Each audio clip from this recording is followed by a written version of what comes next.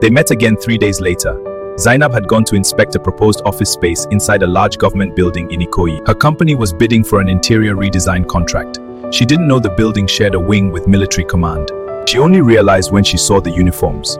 And then she saw him, Captain Tunde Adeyemi. He was standing at the end of the corridor, speaking to a junior officer.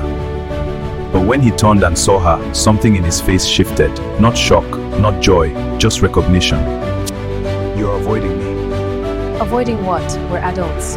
Are we? Can we step outside? He asked. She hesitated for 1 second too long. Then she nodded.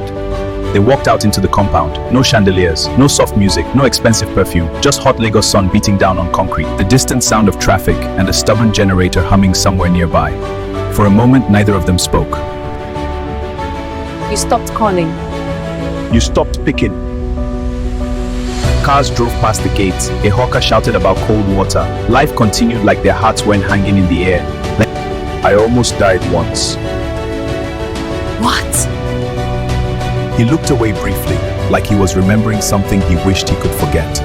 Ambush, night patrol, we lost 2 of our men. Why didn't you tell me? I didn't want you to worry. So instead you disappeared? That was better? He ran a hand over his face. He suddenly looked less like Captain Adeyemi and more like the boy who used to buy her suya with borrowed money. I didn't know how to be a soldier and still be soft with you, he admitted. That one landed, because she didn't know how to be strong and still be patient either. When they started dating years ago, everything had been simple. They were young, broke, hopeful. Back then, his biggest problem was passing promotion exams. Her biggest fear was whether her tailoring side hustle would survive. Then posting started. Long months away. Bad network in remote areas. Missed birthdays. Missed calls. Missed moments. She remembered night, staring at her phone at 2 a.m., waiting for it to light up. She remembered pretending to be okay when he said, I'll call you later. Later sometimes meant weeks. You started shutting me out. I was protecting you. From what? Loving you? I didn't want you tied to uncertainty. Every time I left, I saw fear in your eyes. Of course there was fear. You were in Sambisa. Tunde, you think love removes fear?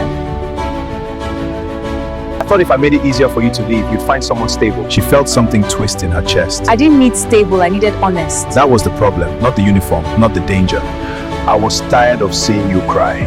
And I was tired of crying alone. That truth settled between them like dust. They had both been trying to protect each other, and in the process, they broke everything. The junior officer walked past and saluted Tunde sharply. Good afternoon, sir. The shift was instant. From vulnerable man to disciplined officer, Zainab noticed it again, that switch, the part of him that belonged to the country. She glanced at her left hand. The ring caught the sunlight. Her fiancé worked in banking, calm, present, available, predictable. No 2 a.m. fear, no silent months. Peace. You're engaged. Yes. The word felt heavier than it should. He nodded once. No anger, no pleading, just acceptance. I'm not here to disrupt your life. Then why say anything? Because I needed to know if we ended because we stopped loving each other or because we were afraid. She didn't answer immediately. Because the truth, they were afraid. Afraid of losing. Afraid of waiting. Afraid of a future they couldn't control. I don't hate you. I know. I just couldn't keep loving a man who belonged to everyone else. That one hurt him. She saw it. But he didn't argue. I never stopped loving you. Zainab blinked back tears she refused to let fall. We both failed. Maybe. Or maybe they were just 2 people who loved deeply but didn't know how to survive distant.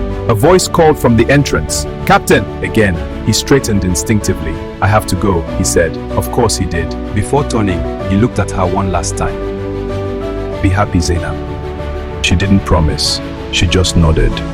And as he walked back into the building, back into uniform, into responsibility, into the life he had chosen, Zainab stood in the hot Lagos sun, wondering something she was too afraid to say out loud.